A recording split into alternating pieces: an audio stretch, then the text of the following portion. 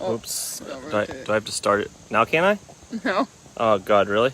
you're fine. Go do you. Just do you. No, you're good. I want you to be here.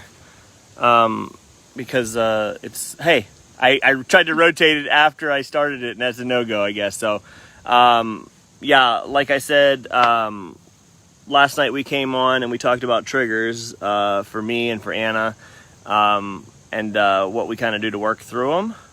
And today I had not really a trigger for me, but it's a trigger that definitely has happened in the past, and it's something that me and Anna have put in place. She doesn't know about it. I just asked her if she wanted to come on here, explain about this trigger and how to work through it. And I thought, I'm Mitchell. I'm a gratefully recovering addict and alcoholic, and I'm glad to be here. Who are you? My name is Anna. I'm a wife of an addict in recovery and recovering myself from codependency. Hey Donna. Hey Stacy. Hey Kamisha. So sorry, I just went. So right what does it start? I just rolled right. I just rolled right into it. You're Last night we talked about triggers and what we do to work through them. Triggers in recovery, triggers in addiction. And today I had something happen to me that is sometimes can be a trigger for me. Definitely, if I don't do something about it, will turn into a trigger for me. Even though I'm almost 3 years in sobriety. So I wanted to come on here and show you how I work through the trigger. And then Anna does not know about this, but I'll put her on the spot and see what her triggers are with this action and behavior and how we have started working on this too. Okay, so setting it up. I just did some work for a person in the neighborhood, and he gave me cash. Okay, so it's $140 trigger. All right, if I carry that around in my pocket for any length of time, the trigger and the want to use or do something with it, and it doesn't even have to be used. It could be just a behavior that I don't do, like not tell my wife I'm going to make a purchase, or not tell her that I have $140, or and it can start off little, right? It can start off with I just have this money and I don't tell her, so withholding information. Okay, if Anna's having a hard trigger, and I'll let you speak to this, and she looks in my wallet and sees $140, I'm sure the gears are going to start turning, because I don't really have money on me ever. Okay, so that's the biggest thing that starts with me, is withholding information. The easiest thing for me to do to work through this trigger is this. There you go. Mitchell. There you go. Okay. Now, you might think, sometimes pride and ego comes in and says, well, I should have money on me and I should have this on me. Well, I don't need it. I don't. Okay. My recovery has focused around being 100% honest, and that's with myself and with my spouse, with my family, friends, everybody. Okay. And it starts with being honest with myself. And honestly, I don't need it, right? And I am trying to rebuild trust with my wife and my family, and we made an agreement to Anna would handle all the finances, okay? And anytime I get a check, I sign it over to her. I'm not on the joint bank account. Anna, we have a debit card for me. Anna puts like $300 on there, so I do have money I can spend. But if Anna needs to, she could go look at that statement, okay? And we've set that up as kind of a fail-safe. She doesn't, but it's nice to know it's there, right? So the quickest thing for me to do is give that money to Anna, okay? And then I can talk to her. And I don't even say it triggered me, because it really didn't trigger me. But if I would have left that in my pocket and I wouldn't have told her, then my addictive wheels would have started spinning. And I could have said, well, I can go buy maybe something just fun for me. Not drugs, not alcohol. But the biggest thing for me is I would have withheld that information. So I would have been going against my honesty kind of clause in my recovery this time. That's number one. 100% honesty with me and everybody around me. So by admitting that and then getting something little, and then my brain starts snowballing into, well, I got away with that, even though I'm not plotting or anything. And then, well, maybe I don't need to tell Anna all the time. There's nothing wrong with not telling Anna all the time. And then my pride and ego starts getting built up, and I say, why should I have to tell Anna all the time? Maybe I'll start getting more cash jobs. Maybe I'm buying lottery tickets with it. Maybe I'm whatever. eventually that withholding and all that kind of stuff is going to lead me to, if I have a worst day, a death in the family, a relapse in somebody else, woke up just in the wrong side of the bed, ran out of my depression medicine, stubbed my toe, whatever, and I'm around alcohol or drugs, there's just more likely of a chance I could use, okay? So I just wanted to share that those are the things that I do. I got that. I said thanks to the guy. He gave me a tip too, and I was like, that's awesome. But I immediately said, okay, this is the first time I've had over $100 and a $100 bill cash in my pocket. And I said, wow, this is a trigger for me. This is a trigger, I'm sure, for Anna. And I kind of wanted to come on here and just tell you about that right now. And I want to go to you, Anna, because what kind of trigger is that for you? You know, I know I have been telling you when I get cash and I've been giving you stuff over, but say I wouldn't have and you would have found it, or just you talk about all the routes that could have happened or happened in the past when I had cash on me, or just what triggers cash is for you, and just let us in on your world. First off, I need to say that I'm extremely proud of you, like really proud of you, because it actually might not even be the action that you think I'm gonna tell you I'm proud of you of, is that obviously I'm proud of you for handing the money over. I'm proud of you for that. But I'm honestly more proud of you coming on We Are right now and opening up about it and being vulnerable, because we were just talking about the other day how the one thing that does worry me about you is that when you have triggers, you're not going to reach out to your support. And what did you do? You went, Anna, do you want to come on We Are with me? I said, what are you talking about? I just going off triggers. I got to go again. I didn't know this was what it was going to be about. And I'm extremely proud of you, because this is what we mean. You guys are our support system, opening up, getting out of our head, expressing things to people, being raw, being vulnerable, letting the world know what's going through our thought process. Mitchell just reached out to his support, and this is something I did just express to him the other day. It's the only thing I'm worried about, Mitchell, is that I'm worried that something's going to trigger you and you're not going to reach out to your support. And he just completely challenged me.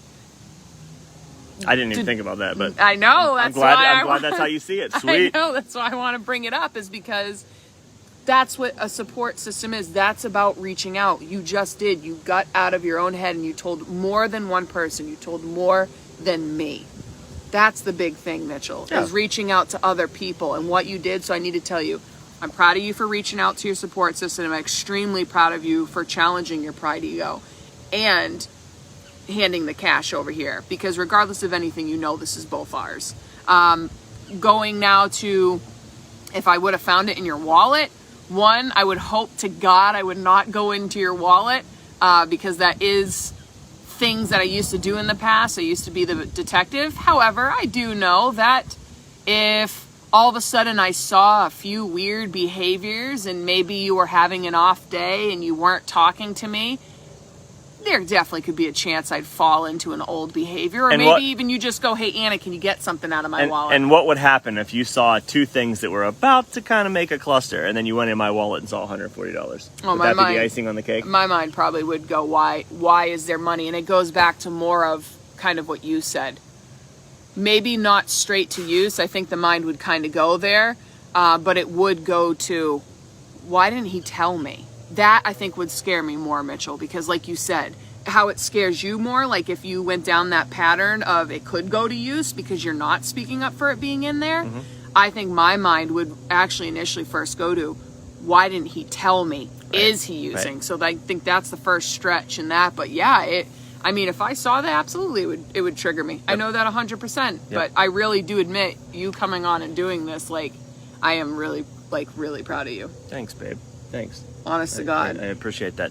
You know, and I think that, and thanks everybody on here too. Marsha, you and I both, we were the great detectives.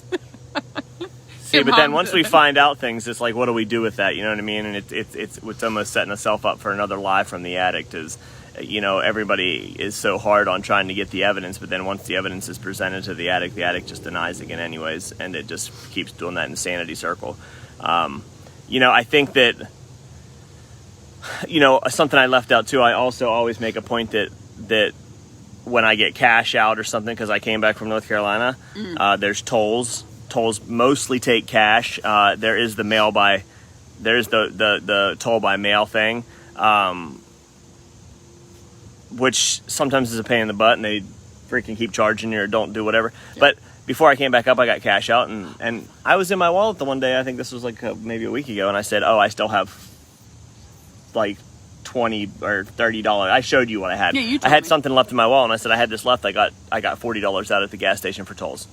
It's just talking about it. And I've talked with a lot of addicts in recovery. Cash is a big one. Trigger. Cash is a big trigger. Friday, and unfortunately a lot of addicts in recovery maybe have been to jail or have a record, maybe have a harder time getting a job that's on the books. So think about that. Are they getting paid cash on Friday? You getting $600, $700, $800 on a Friday? Oh, that would have been gone in a second. Huge, but I'm saying that, that's a huge trigger. Yeah. You know what I mean? And if you don't have these conversations and talk about how those are triggers and like, it's like the money's talking to you, right? Money burns a hole in your pocket. So think about something you love to buy and what you'd like to do first with your money. Maybe it's go out to eat. Maybe it's go shopping. Maybe it's spend a lottery ticket. Whatever what it might would be. you like to do with this? Save it. You want to really save it? I was going to say, it's almost kind of like... and I may put it towards my fridge. Okay. We can do that. But you have to talk about those things because that's what's going to help the other person feel comfortable and say, okay, I'm going to give it over to, my significant other. And that is a very hard thing to do, especially in early recovery. You work hard for something and it's hard giving it over to the other person, especially if you're coming off of that really selfishness of the addiction. So talk about it together, everybody. Like, you have to talk about it together and say, sometimes it took Anna saying, it's okay. This is our money. This is something that maybe I need is to take over the finances. I accepted that. I accepted that what I did to our finances. I mean, I had debt collectors calling all over the place. So, I mean, I knew what happened when I handled the money. But pride and ego says that I deserve that money. I worked for that money. So it's hard to give that up. So, talk about those things and just say how you appreciate it. And you've always said you appreciated it. And I was going to say, I really think because, honest to God, like, we can do it. Like, you just doing this right here, I think this should go towards something that you want to do, because I'm going to tell you something. It reinforces that, right? It does, guys, because when we make goals, we need to make sure that we have rewards. If we don't have rewards, we're not going to keep doing something. And rewards don't have to be, like what Mitchell and I are doing, but Mitchell giving me this money, like, I could tell something was going on because your speech was quicker.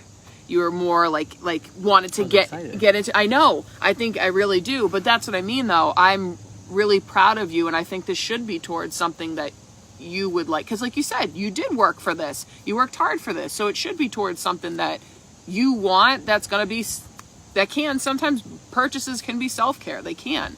So I think we should do that. And I was gonna what was I gonna say? What was that hard? Like when it initially happened. What was your thought process? Was it kind of like, can I keep it in my... No, you were... When I got the money? Yeah. No, I just put it in my pocket and said, this would be great. This would be a great We Are. Oh, cool, baby. Good. I just, it's something that we've practiced. I've practiced giving my checks over, money over for the last almost 3 years. I mean, more than 3 years, because I did it after my first stint in treatment, even though I continued to use... So it's not even a second thought for me anymore. So, but I thought this is a great opportunity to teach and to show, because we talked about triggers last night, and it's as easy as recognizing that it could be a trigger, recognizing that honesty is what I base my recovery off of. Honesty, it means telling Anna that I got paid in cash, and that also means that I'm giving it over to Anna. And I just wanted to show that it's as easy as that. 1, 2, 3, I got cash. Cash is a possible trigger. Honesty is my recovery. I'm giving this to Anna. Boom. No more trigger in my pocket. Nothing that's sitting there saying, that's hey, true. Mitchell, spend this on something. You don't have to tell this. That becomes something bigger down the line. So I was going to say, because someone up here asked a question of you is, hold on, where is it? Do you have a debit card, Mitchell? Yes. I have a debit card. Anna loads money onto that for me.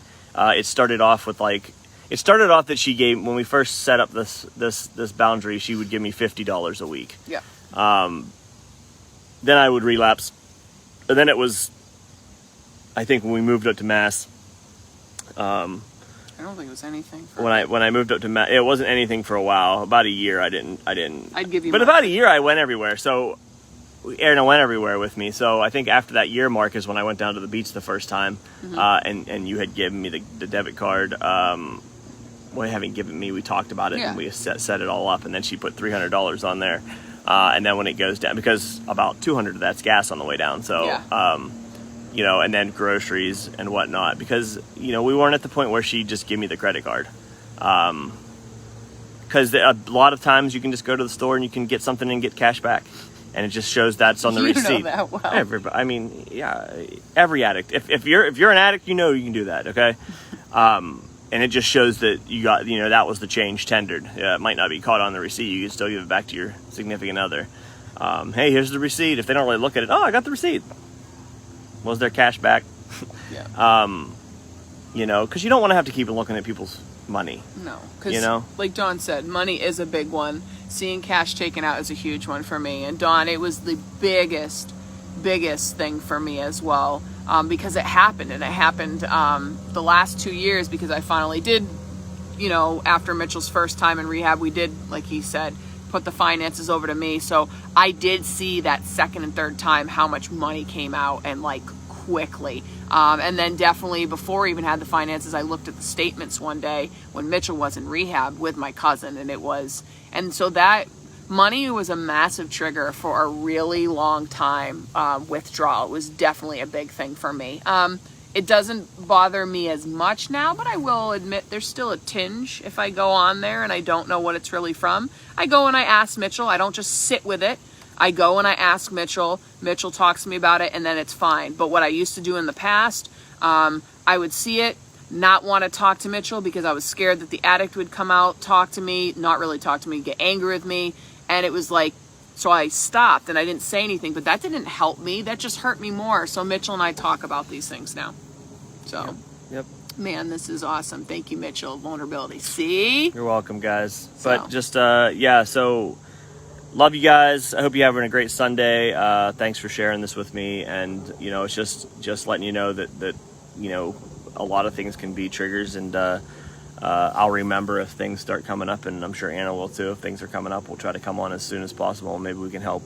We can work through these things in the moment and shed some light on some things, and then we'll do some of those other topics that people were saying last night. And because I still haven't talked about the big coping skill, negative coping skill, bad coping skill, unhealthy. Cool. So I might do it later tonight. We'll see. All right, awesome. Well, you might see this beautiful woman later on tonight. Oh my God, I was just giving this challenge to one of my clients. So look at my thank you. You're welcome. You're welcome. All right, guys, we love you so much, and I hope you have a great weekend. All right, love you guys. Bye.